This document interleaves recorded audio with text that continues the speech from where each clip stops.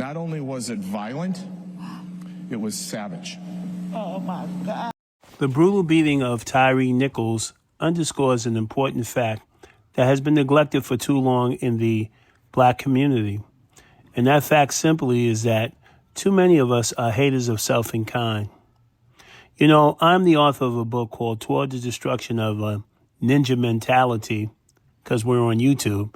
But I wrote that book over 20 years ago, and it was a very, very big seller, especially in the New York area.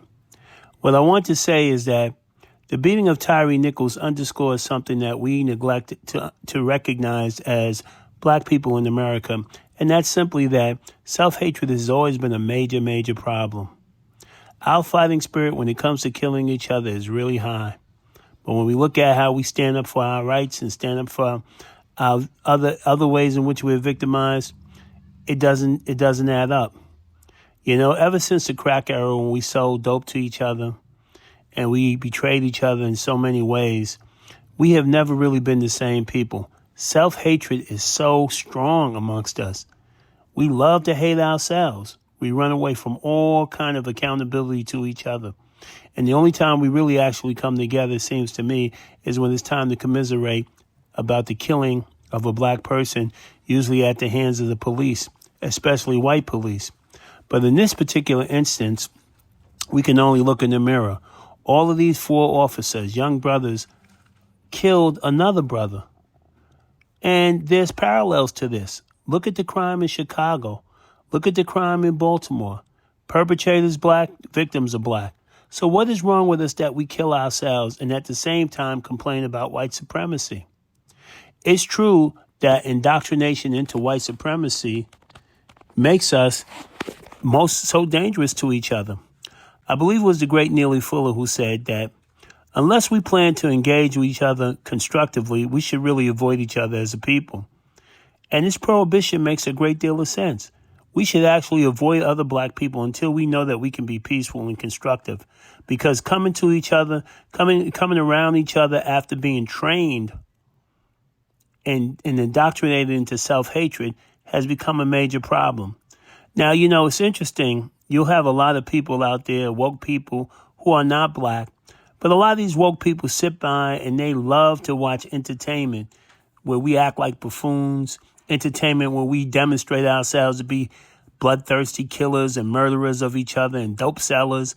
They love to see this kind of entertainment. And then when the society is so saturated with these negative images of black men, we casualize and normalize the murder of black men.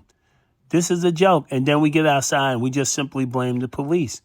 These black men probably come from the same communities as other black people, but when they go into that system, they know that the system has always approved of killing black men. The system has always been comfortable with the casual murder of black men. But it's got to be more than just pointing the finger at white supremacy. We have to have accountability.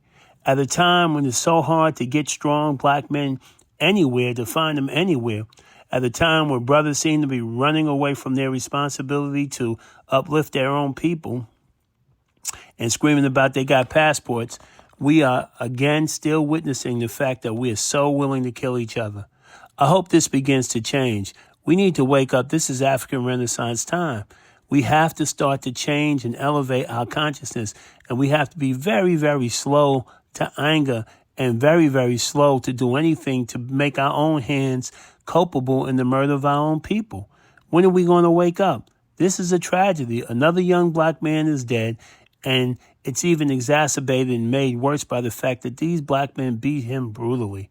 This is disgusting. I don't care what he did. There is no excuse for this kind of malicious, hateful, vicious type of beating on another black man. This is ridiculous. Who are they really trying to please? And why did they feel so free to do this? Would they have felt that free to do this to somebody else who was not black? Of course not. Black self-hatred is condoned by the black community. Yes, we are the biggest microaggressors, betrayers, and backstabbers of each other. And this is all the residue of mind control. We have to, if we are not going to actively participate in our own liberation as a people, then we are really betraying each other, and thus we are enemies to each other. And that's why I'm urging everybody who hears this message to make a full commitment to self-development. The African American community, the black community, is going to die a terrible death in America as we run after every type of influence other than the influences that our great leaders brought us. And they brought us the influence of doing something for ourselves, of respecting our men, respecting our women, building our families, building our economic base, and being comfortable in our Africanality. This is very, very important. But this self-hatred runs deep, and I just hope for a peaceful outcome to the matter, because these riots is all ridiculous. It doesn't mean a thing. All that venting of frustration doesn't mean a thing if we're not willing to go home and work on ourselves, learn about our history, and learn why we should respect ourselves. Once again, this is Brother C.C. Blackman, and I'm going to leave it at that. But I pray for that brother's family, and I pray for the whole black community, because this is a dangerous situation. What kind of message are we sending to each other as black men? That black men who have weapons in their hand, who have been given the authority to police the community, could beat a brother so senselessly like this. This is absolutely ridiculous. And no, I do not believe it's a reflection on all police. It's a reflection on people who don't take time to consider their own souls, who don't take time to consider the humane beingness of another person. This is ridiculous. It's got to stop. Thank you once again for listening. His mother asked people to fight for justice peacefully. You can get your point across, but we don't need to tear up our cities, people, because we do have to live in them. I've been here since 10 o'clock, well, 9:45, and the experience has been a very long wait. It's been very agonizing and very agitating waiting here and having everyone go in front of you, appointments, and you're here stuck. So that was my experience. It was a really bad one, actually. I haven't been here in 5 years, and this is probably the worst time ever.